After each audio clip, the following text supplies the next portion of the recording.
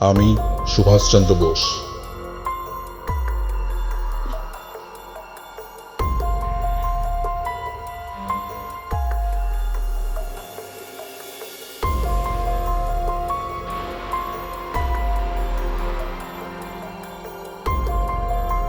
मैं हूं सुभाष चंद्र बोस।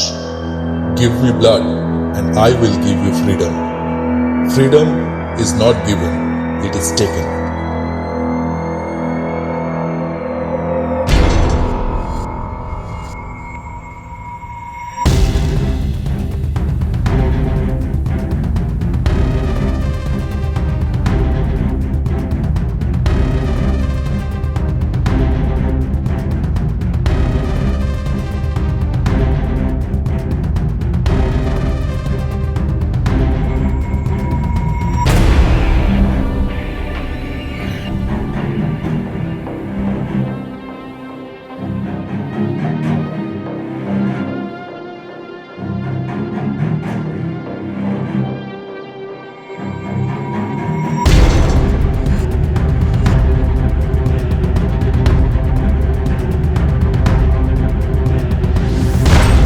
चंद्रचूड़ जी, फैजाबाद में गुमनामी बाबा के रूप में एक मिस्टीरियस सेंट रहते थे। क्या वो सच में नेताजी थे?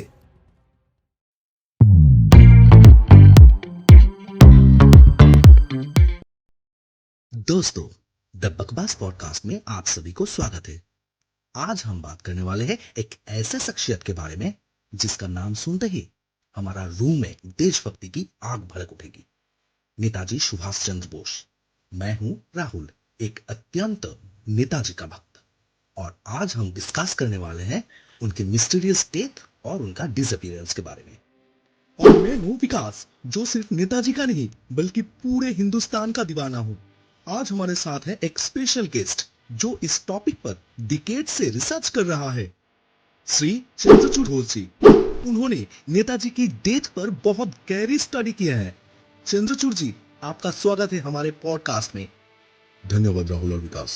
मैं चंद्रचूड़ घोष और मैं 25 साल से नेताजी के मिस्टीरियस डिसअपीयरेंस के पर काम कर रहा हूं। आज हम सब मिलकर इस देश के सबसे बड़े राज को अनकवर करने की कोशिश करेंगे।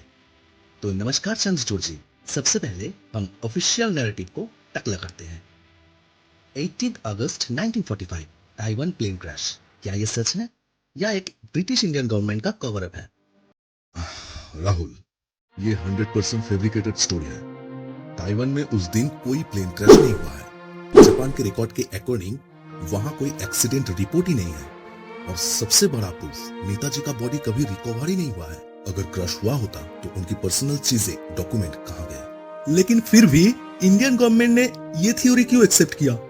क्योंकि ब्रिटिश और कांग्रेस दोनों ही चाहते थे कि नेताजी का नाम हिस्ट्री से मिट जाए। उनको डर था कि नेताजी अगर लौट आए तो पब्लिक उनको लीडर मान लेगी और पावर स्ट्रक्चर चेंज हो जाएगा। अच्छा चंद्रचूड़ जी, फैजाबाद में गुमनामी बाबा के रूप में एक मिस्टीरियस सेंट रहते थे। क्या वो सच में नेताजी थे? विकास, जस्टिस मुखर्जी कमीशन ने भी ये सजेस्ट किया था। उनके बिलोंगिंग में German books, INA related document और नेताजी के हैंड राइटिंग से मिलते जुलते लेटर मिले। नॉर्मल सेंट्स इतना हाईली एडुकेटेड कैसे हो सकता है? तो फिर गवर्नमेंट ने इसको सीरियसली क्यों नहीं लिया? क्योंकि सच बहुत डेंजरस था। उस वक्त की गवर्नमेंट चाहती थी नेताजी का चैप्टर परमानेंटली क्लोज हो जाए। अच्छा चंद्रचूड़ जी, कुछ रिपोर्ट्स कहती हैं कि नेताजी यूएसएसआर चले गए थे। क्या ये पॉसिबल है?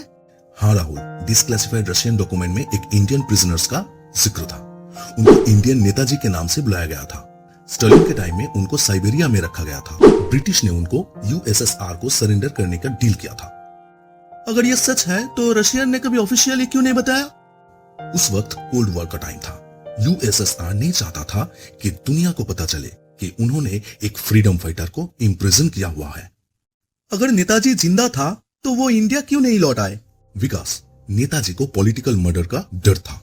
उनको पता था कि अगर वो लौट आए तो उस वक्त की गवर्नमेंट और ब्रिटिश दोनों उनको एलिमिनेट कर देंगे। उन्होंने अपनी सेक्रीफाइस दे दी ताकि हिंदुस्तान की आजादी को खतरा ना हो। अच्छा चंद्रचूड़ जी, क्या हम कभी पूरा सच जान पाएंगे? राहुल, मोदी गवर्नमेंट ने कुछ फाइल रिलीज की है, लेकिन अभी भी 100+ फाइल्स क्लासिफाइड है। जब तक पूरा ट्रूथ पब्लिक नहीं होता तब तक हम स्पेकुलेशन ही कर सकते हैं। चंद्रचूड़ जी, आपके हिसाब से नेताजी का डेथ का सबसे स्ट्रॉन्ग थ्योरी क्या है? मेरा मानना है कि Netaji survive the plane crash, lived in hiding, और उनको पॉलिटिकल रीजन से वापस आने नहीं दिया गया। लेकिन फाइनल ट्रूथ तभी पता चलेगा जब सारी फाइल डीक्लासिफाइड हो। जनता को सच पता होना चाहिए। नेताजी हमारे नेशनल हीरो है, उनकी सैक्रिफाइस को हम भूल नहीं सकते। बिल्कुल सही। जय हिंद, इनकलाब जिंदाबाद। धन्यवाद राहुल और विकास, ये डिस्कस करने के लिए। हम सब मिलकर सच को अनकवर करेंगे। दोस्तों, अगर आपको ये एपिसोड पसंद आया तो लाइक करो, शेयर करो और कमेंट करो आपका नेताजी के बारे में क्या ओपिनियन है। तो चलो फिर मिलेंगे अगले एपिसोड में, जब हम किसी और देशभक्त के राज को एक्सपोज करेंगे। जय हिंद, जय भारत। আমি সুভাষচন্দ্র বোস।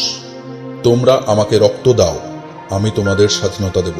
স্বাধীনতা কেউ দান করে না, স্বাধীনতা ছিনিয়ে নিতে হয়।